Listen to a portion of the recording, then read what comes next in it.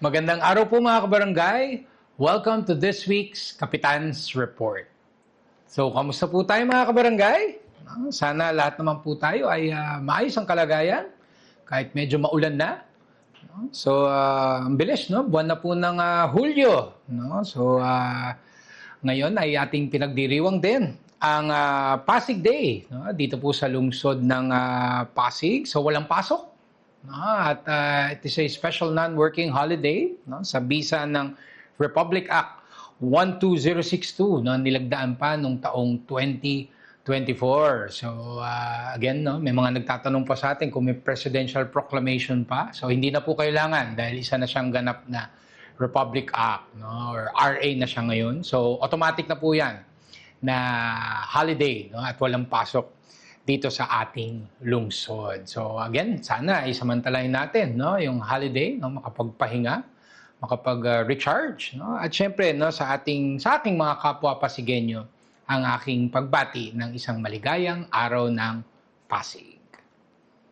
So ano ba mga kaganapan sa ating barangay nitong nakaraang linggo? So unang-una, no, very well attended ang ating mga BSA Monthly Sustainable Programs. So alam naman po natin, no, pag huling linggo na ng buwan ay ating sinasagawa ang iba't ibang mga monthly sustainable programs natin dito sa ating barangay. So simula tayo syempre sa ating BSA Pray and Play Monthly Youth Camp, no, na kung saan ang ating mga batang San Antonio ang bida, no, at dito, no, nagsasagawa tayo ng values formation. Of course, yung interaction sa kanilang mga peers, no, ini-encourage din natin through our monthly youth camp. At syempre, no, iniugnay rin natin sa pagdiriwang ng idadait, no, ang ating monthly youth camp, ang ating International Day Against Drug Abuse and Illicit Trafficking. So of course, isang layunin naman natin, no, sa Pray and Play is yung mailayo din, no, ang mga batang San Antonio sa bisyo, no, sa droga, no, tulad ng droga. So talagang nararapat lang, no, na iugnay natin sa ating pagdiriwang ng idadait. So again, maraming salamat sa ating mga batang San Antonio na nag-attend. Of course, sa ating facilitator, ang BICF, maraming salamat. At gayon din, maraming salamat sa ating BADAC team.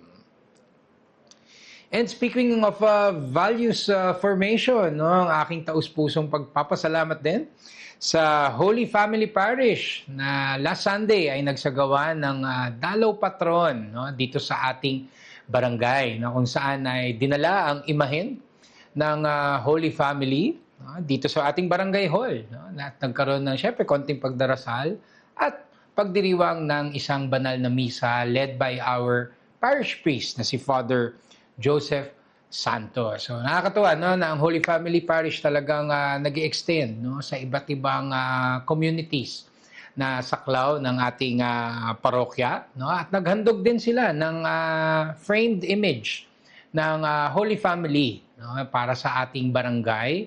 At isang objektibo dito ay yung maipasyal siya sa iba't ibang tahanan, no, dito sa ating komunidad. So, nakalinya na yan, no? Pagpaplanuhan na lang natin kung paano nating ipapasyal ang framed image ng Holy Family sa ating mga kabarangay.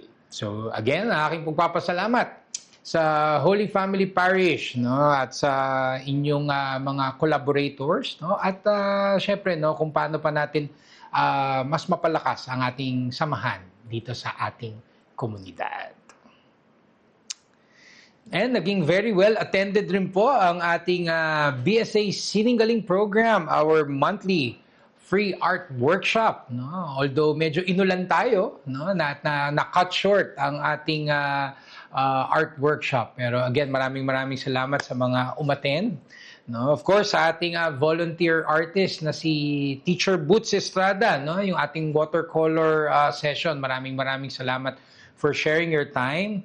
No, na nag-abot pa tayo, no, at medyo basang-basa rin tayo sa ulan dahil malakas yung ulan at malakas din yung hangin. Pero again, no, at least nairaos pa rin naman natin ang ating sininggaling program. Syempre, kasabay din ng ating sininggaling ang ating mga pop-up installations, no, ang ating BSA Unplugged, our gadget-free zone, na kitang-kita naman natin talagang tinangkilik, no, ng mga kabataan. Gayun din ang ating First Citizen Park para sa ating mga fur babies. And of course, yung ating Eco Pop, our sustainability pop-up, no, ay naandun din. So bawi tayo, no, sa ating sunod na sininggaling program, no. Sana mas maganda na ang panahon nun.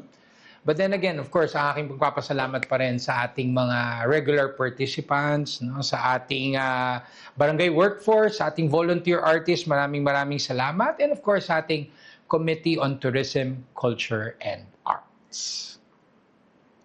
At syempre, ang ating Basura to Ayuda ay blockbuster muli, no, para sa buwan ng Hunyo. No, almost 2,800 kilos of recyclable wastes ang ating nakolekta. At syempre, no, nakiisa din ng Basura to Ayuda sa Idadait, no, na kung saan ang ilan sa ating mga drug surrenderies ay tumulong, no, sa pag-aayos ng mga nakolektang recyclable waste, no. At bukod dyan, no, nakiisa din tayo sa pagsalubong sa Nutrition Month, no. Kaya bukod sa ayudang bigas, meron din tayong ayudang gulay, no, para sa ating mga nag-donate ng kanilang mga recyclable waste. So hanggang July, no, hanggang B2A para sa buwan ng July ay meron din tayong gulay, no, para sa kanila. At inaaral din namin, no, kung ito'y palalawigin pa natin dahil naging maganda rin ang feedback ng mga nakatanggap ng ayuda na bigas at gulay, no? At least may ulam na raw. So again, ang aking pagpapasalamat sa ating mga constituents na patuloy na nakikiisa sa ating zero waste efforts, no? Mula sa ating residents and of course our commercial stakeholders as well. At syempre ang aking pagpapasalamat, no, sa ating Clean and Green team, sa ating BADAC team, and gayon din sa ating Committee on Nutrition, Health and Nutrition. And of course, no, sabi nga natin, no, medyo nagtatag-ulan na, no, kaya na talagang very fit na patuloy natin pinapalakas ang ating disaster preparedness capacity dito sa Barangay San Antonio. So kamakailan, no, nakiisa ang Barangay San Antonio sa second quarter nationwide simultaneous earthquake drill, no, ang ating NSED, na kung saan of course this is our chance na ma-practice ang duck cover and hold, no? At gayon din yung simple evacuation, no? Just in case na merong mangyaring sakuna, no? So nakakatuwa, no, na dito sa Barangay Hall, of course, nakiisa tayo sa NSED, alam ko ang city government as well. And yung ating mga private stakeholders, no, na nag-join din, no, nag-participate, no, gumawa ng kanilang mga inisyatibo, no, upang makiisa sa second quarter NSED. So again, let's make it a habit, no? Sana actually dapat hindi nga lang quarterly ito, no? Pero sana, no, maging patuloy natin ito na exercise, no, na kung saan man tayo, whether opisina, sa ating mga tahanan, no, para iba na rin, no, na handa tayo sa panahon ng sakuna. At syempre, ang aking pagpapasalamat din po sa pamunuan ng MMDA, no, na kamakailan ay nagsagawa ng 3-day training, no? Very extensive training para sa ating BDRRM team. No? So sabi ko nga, 3 days ito, no? Andyan, merong classroom lectures, no? At meron ding practical, no? Practical application na pinagawa sa ating mga participants. So of course, yung iba, refresher course na nila ito, no? Dahil naranasan na nila ang trainings.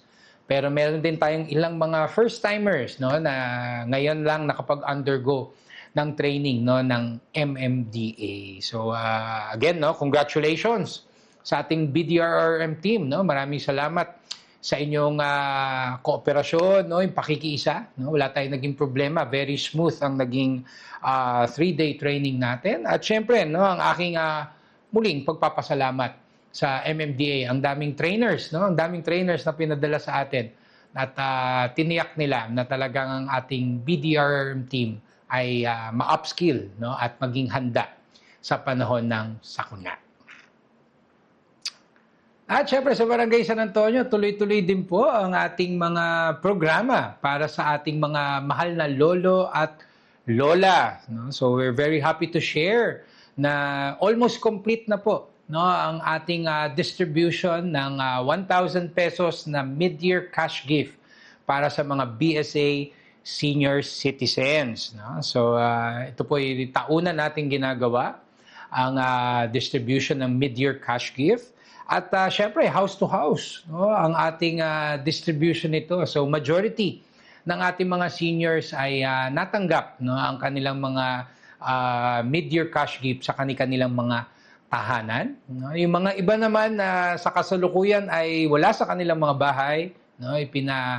Online payment na lang, no?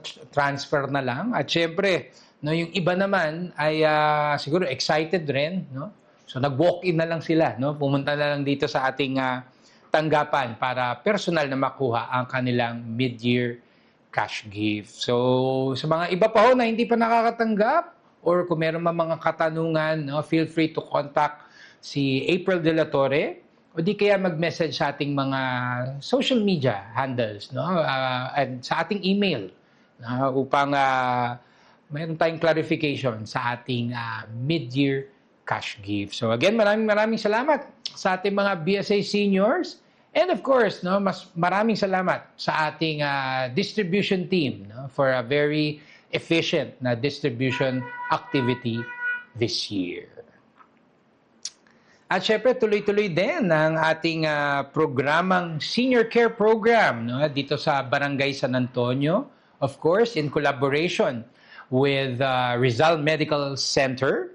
So of course, itong ating senior care program ay ang ating regular weekly activity na kung saan ang ating mga seniors ay nag-engage in physical exercises, merong cognitive games, no? Meron ding arts and crafts, no? Na nakikita naman po natin na talagang nag-enjoy ang ating mga seniors, nalilibang sila.